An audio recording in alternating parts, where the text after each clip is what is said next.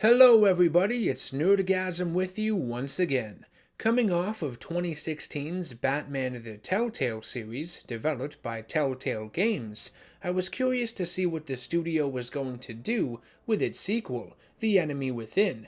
Though I found the original game to be rather simplistic, gameplay-wise, this point-and-click quick-time event stuff isn't really for me, I still thoroughly enjoyed my time with it. Batman, the Telltale series, provided us with a pretty damn good Batman story, one that easily holds its own against some of the best we've seen in the comics, and even the movies for that matter. There is no denying that Batman, the Telltale series, is one of the greatest Batman games of all time, hands down. I think it surprised a lot of people. What I loved so much about it was how it subverted our expectations, went against the grain with many of its elements, and contradicted several things we had known about the Batman character and his supporting cast for so long. It wasn't afraid to take risks, go in new directions, and as a result, I think the story will stand the test of time. It's very unique and memorable, at least in my opinion. If you want more info on the game and my thoughts on it, check out my review I did on Batman the Telltale series. So, going back to The Enemy Within, I was curious to see what Telltale was going to do with it. Would they make the story just as compelling? Would they bring to life just as many fresh and unique ideas that they had used in the first game, ones we had never seen before? Well, the short answer to all those questions is yes. While I don't necessarily find The Enemy Within to be an improvement over its predecessor in every way, for reasons I will get into, there is one thing about it that I find so brilliant, so refreshing, it makes it a must-play for any fan of the Batman character, not to mention the Joker. Batman the Enemy Within takes place roughly a year after the events of the first game, following the defeat of Lady Arkham and her children of Arkham at the hands of the Dark Knight. Batman witnesses the return of Edward Enigma, the Riddler, in Gotham, one of the city's very first supervillains, who begins terrorizing the city with not only his sadistic puzzles and conundrums, but a group of criminals he leads, known as the Pact, featuring the likes of Bane, Catwoman, Mr. Freeze, Harley Quinn, and former Arkham patient John Doe. More on him in a bit. The Riddler's ultimate goal is to attack the government organization known as the Agency, and more specifically, its science division Sanctus, who had forcefully employed him in his time away from Gotham as a researcher, working on the top-secret project known as Project Lotus. Project Lotus was an experimental virus with regenerative capabilities, a virus Riddler was infected with after multiple failed tests which should have killed him. Instead, it would enhance his physical abilities, but at a cost, damaging his brain chemistry. Due to what happened to him, he seeks revenge against the Agency, and wants to steal Project Lotus right out from under their noses, promising his fellow villains a miracle cure in return for their services, one that would seemingly fix all their psychological ailments. Stop me if you've heard this one before. I begin and have no end. And I end all that begins. Who am I? I don't give a damn. I told you 10 times. Our arrangement is over. Death, Maury. I am death. When I first started playing Batman the Enemy Within, and was working my way through its first episode, The Enigma, I thought this story was starting off red hot. Telltale's depiction of the Riddler was fascinating, an older, matured version of the character with a distinct new look, and far more psychotic tendencies than we're used to. This Riddler clearly enjoyed inflicting pain on his victims, and was not afraid to get his hands dirty, with a bladed cane no less. This Riddler felt like something out of the Christopher Nolan Dark Knight trilogy. It had that kind of grim, realistic tone to it.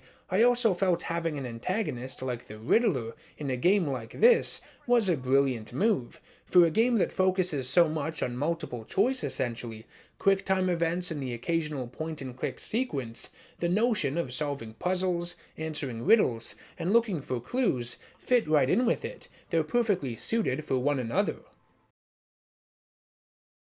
Unfortunately, the Riddler is taken out of the picture pretty quick. killed at the end of the first episode. While the story of Batman, the Enemy Within, is still interesting moving forward, I feel its potential was greatly reduced. I don't feel the Riddler got enough time to breathe in this game, and I feel a lot more could have been done with him, not only in terms of story, but also in terms of the player's overall enjoyment, the gameplay itself. Think of how many more creative death traps and solutions we could have had throughout this game. I think the Riddler should have been the primary antagonist, or at least the secondary one popping up in multiple episodes, like Two-Face was in the first game. We haven't really had a serious and intimidating version of the Riddler like this outside of the comics, and I found this one to be a breath of fresh air. I just wish they leaned into him more and not kill him off as quickly as they did. Now, I get it. Telltale wanted to go against expectations and do something a little different with their story, and that's fine. These Batman games were released on the coattails of the Arkham series, and in them, the Riddler had been done to death, to the point of audience exhaustion if you ask me. So, I can see why they wanted to avoid overutilizing a character like him and have the narrative focus entirely around him. Problem is, apart from the stuff with Riddler and another element of the story I have yet to mention, I think Batman, the Enemy Within, has a little too much going on in it. It's a little too convoluted for its own good, and I think it has far too many characters. Bane, Mr. Freeze, Catwoman, Harley Quinn, Amanda Waller. I don't think it needed this many major players. It was unnecessary. Compared to the first game, I think the Enemy Within story burrows too heavily on past ideas. I mean, you've got stuff hinting at the Suicide Squad, not to mention all the virus and cure shit, which we basically had in the first game. That one had a chemical weapon of some kind too. After the Riddler was removed from the equation, I was really worried about the state of Batman, the Enemy Within. If the game was going to focus on Harley Quinn and the rest of the pact for the remaining episodes, which it felt like it was going to, then I was in for a bumpy ride. None of these characters felt as interesting as Telltale's version of the Riddler. They had all been done countless times before in video games and other forms of media, and better, might I add, so they offered nothing new. Same goes for Amanda Waller. She's written the same as she always has been, so I felt the uniqueness of this universe Telltale had established was slipping between the cracks right before my very eyes. That was until episode 5, same stitch that is. The reason this game is so good, and why I consider it to be one of the greatest Batman games ever made. It's the reason I had mentioned earlier in this video that Batman the Enemy Within is a must-play for any fan of the Batman character. The other main component of this game's story that grows larger and larger leading up to the final moments centers around Batman's greatest villain, the Joker. Now typically, especially in this day and age, I get tired of the Joker pretty quick in stories. Unless you have something new and interesting to say with him, you might as well not even bother. He's been done so many times at this point that it's become a bore. I have to be honest. Just because he's an amazing character, Batman's greatest villain, doesn't mean everything he touches turns to gold all the time. Too much of anything, even if it's a good thing, can be bad. So I could sit here and say the Joker takes the spotlight in this story again, stealing it away from other Batman villains that should be given a chance instead, but I won't. Why? Because Telltale earns their Joker. They do something different with him, something we have never seen before in Batman mythos. They make the Joker interesting again, breathe new life into this character, a character that, quite frankly, seems to be annoying more and more fans as the years go on.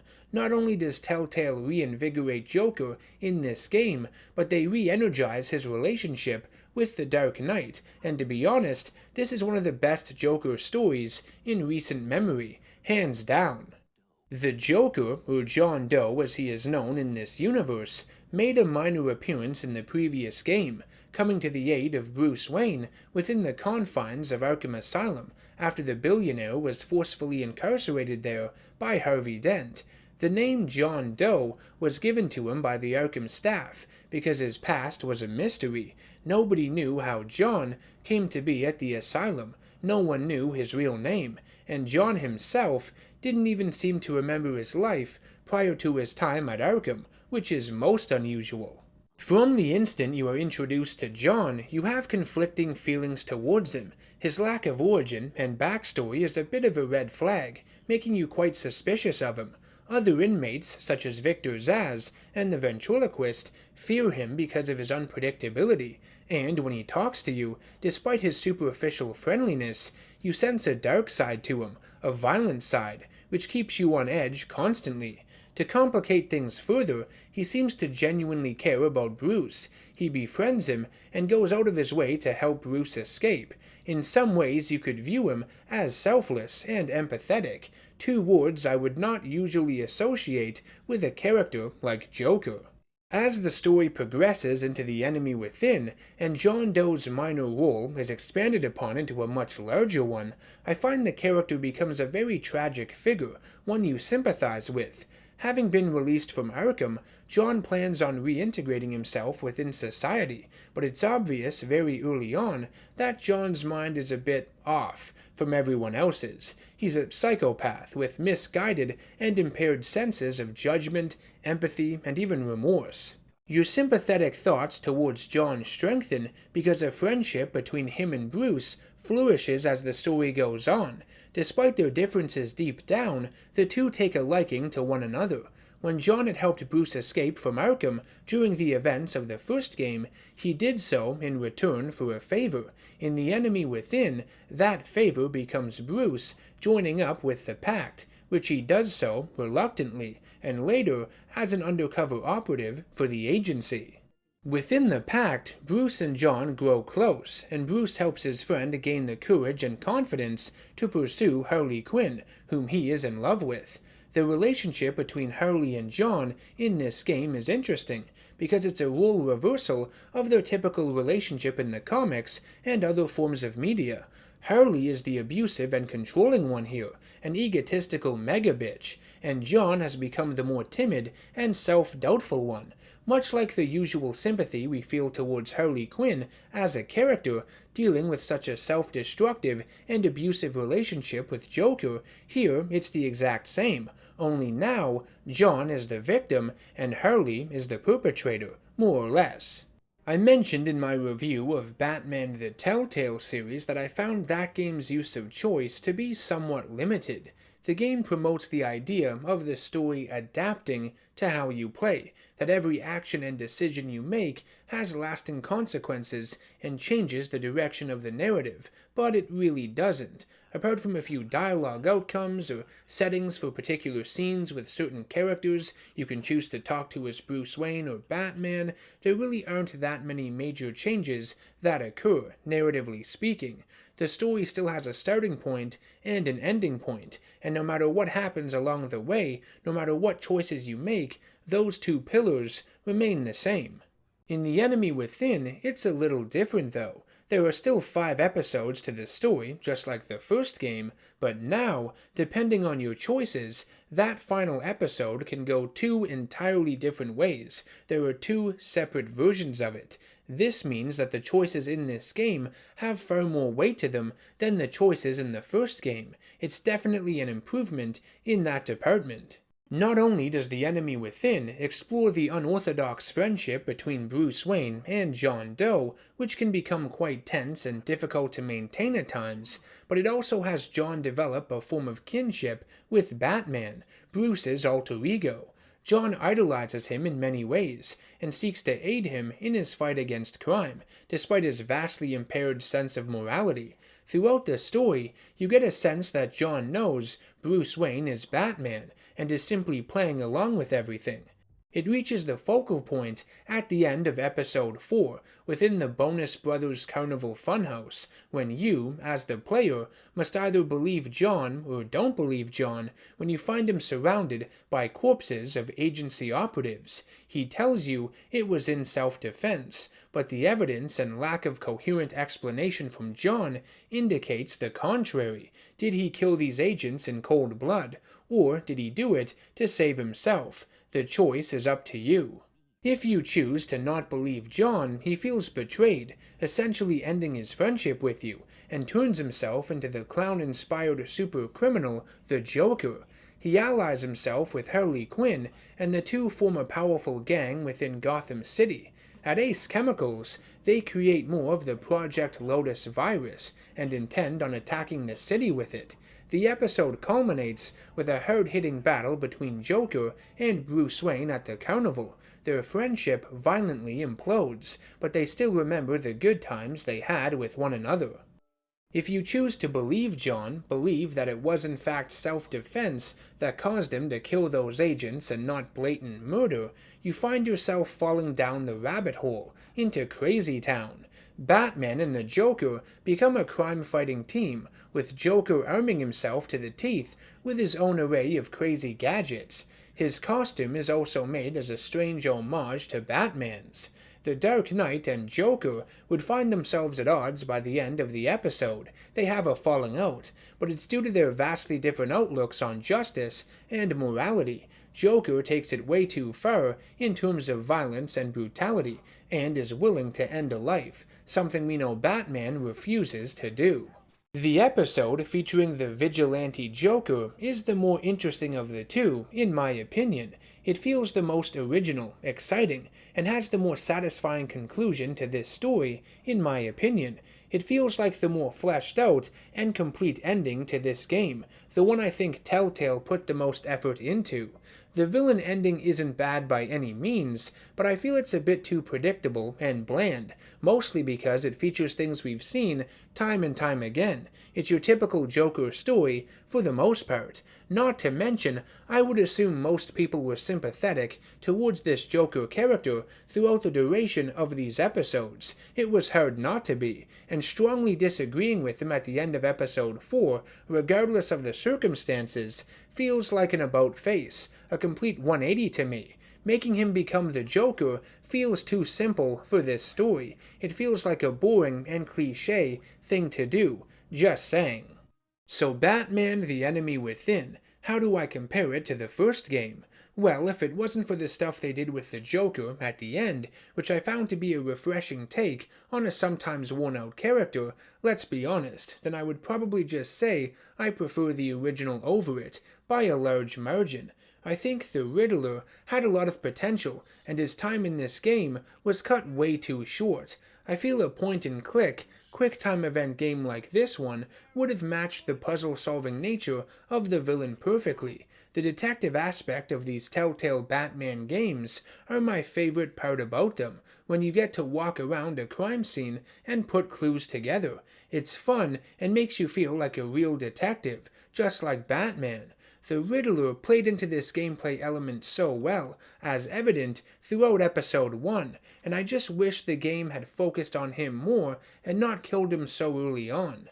The Riddler and the aforementioned stuff with the Joker are the two greatest elements in this game, but outside of that, it feels a bit too bloated to me, with too many characters. I don't know if Amanda Waller was completely necessary here, or Bane, or Mr. Freeze. I think they could have just focused on Riddler, Joker, and Harley Quinn, and it would have been fine. I also think the whole virus angle, though different from the first game's use of a virus, was a bit lazy. I don't know why they felt the need to go down that well again. Overall, I would say the narrative of the first game is stronger, though of course, that is just my opinion. One thing I can say about Batman the Enemy Within, though, is that it looks and plays a lot better than the first game did. I didn't run into any glitches or bugs, unlike its predecessor. I think it makes use of choices a lot better than the original game, backing you up against a wall at times, and I find it a lot harder to maintain the moral high ground in this game compared to the first one. You will fracture some of your relationships with certain characters. It's inevitable. So yeah, I have some issues with Batman the Enemy Within. It falls a bit short in areas, but I still think it's one of the best video games based off The Dark Knight. Do I like it more than the original Telltale adventure? I would say no, just because some elements of this game's story didn't hook me as much as the first, apart from the stuff with Riddler and Joker of course. But I'd like to hear your thoughts in the comment section down below. What did you think of the game?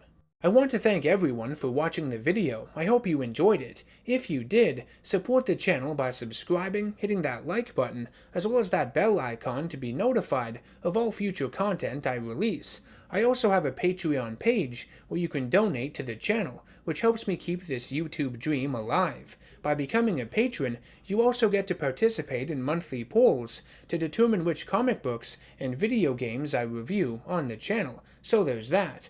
I'll see each and every one of you in the next video. Take care, and long live your inner nerd.